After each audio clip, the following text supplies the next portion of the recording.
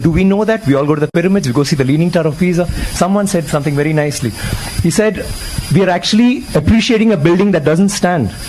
It's falling over and wow, let's take a picture, let's take a selfie, and we're getting excited. But we have temples today that stand and they didn't use plaster. Do you know that for this particular stone, they had to use a ramp which was 6 kilometers long, which was pulled by bulls, elephants and people. 6 kilometers long to get it up there, without any machinery, without any cranes, without anything. And they didn't have plaster. It's withstood 6 earthquakes. You know what happens when an earthquake comes? Without plaster. What they have done is they have an outer wall.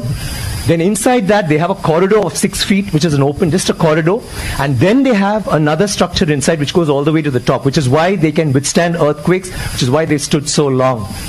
So these are all things that we need to know about. This particular king has built 5,000 dams in his time, and he's made a water management ministry in that time. He's had elections for the village leaders. He's asked them to name cities after women. Why should it only be men? Why can't it be named after a queen? And they've had hospitals, free hospitals, and and he actually brought loans. I mean, he used to give loans. He used to help people get dignity, not just throw money around. So this is something that's so illustrious. And this happened in the 9th century. I'm sorry, I'm taking so much time. It happened in the 9th century when the rest of the world, you talk about superpowers today, the 9th century all this happened when we had the biggest maritime naval thing in the world.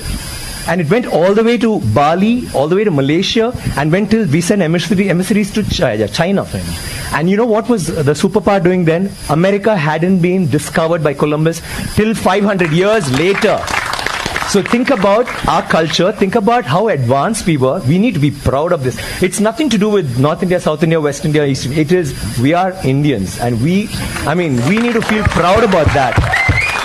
And England is so illustrious, but England were invaded by the Vikings, and the Europe was in the dark ages during the 9th century. They had nothing going on. So don't you think we should celebrate history?